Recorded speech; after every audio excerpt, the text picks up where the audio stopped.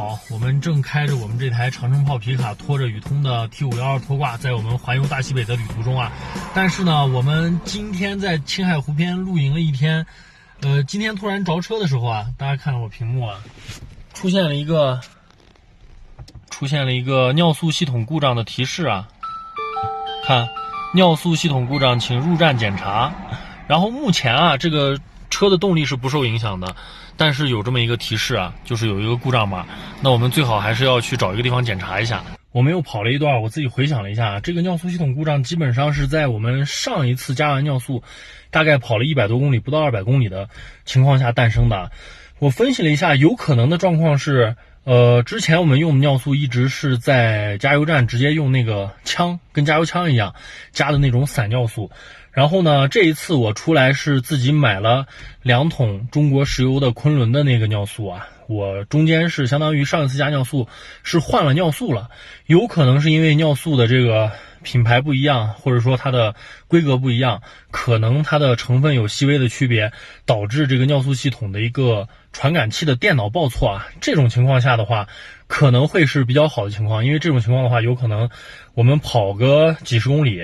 这个故障码就消了啊，这是有可能的。但是呢，尿素系统故障其实就怕是硬件问题，比如说尿素泵啊坏了呀，或者说尿素喷嘴坏了呀，或者说这个系统的硬件坏了，那这个的话就一定要进站去检查了。而且如果是这种情况下的话，虽然现在我们的车是动力正常的，但是随时有可能限扭限速。如果是单前车限扭限速还好，你慢慢挪着能走，但是现在我担心的是我们后面拖的是一个拖挂，那么如果说限扭限速的话，有可能我们会速度极慢，甚至可能都动不了了。所以说如果是硬件问题的话，那我们最好是就近找一个维修站去修理，不要跑远了啊，大概是这么一个状况啊。我们现在在青海湖边，刚打了售后电话，售后说青海现在一共有2个一级网点，就是在西宁有，然后在格尔木有。去格尔木可能有点太远了，因为我们现在在青海湖边，这儿离西宁只有200多公里，但是到格尔木要600多公里。如果说万一路上出现状况的话，这个拖车救援都不好救啊。所以说我们临时决定还是先返回西宁吧。这次这个旅程稍稍有点小波折啊。那行吧，我们先从青海湖往西宁返啊。到西宁的4S店259公里，来回500多公里啊。那没办法了，为了保险起见啊，我们还是去西宁吧。在我们决定去西宁的路上，还没上高速，跑了几十公里，大家看一下，仪表盘上的那个故障码没有了啊！没想到，真的在没上高速之前就好了，真的是，哎呀，这个起伏呀！刚才还想着要跑西宁，可能来回。要500多公里，然后连过路费，可能一共还得花大几百块钱，还得浪费2-3天时间。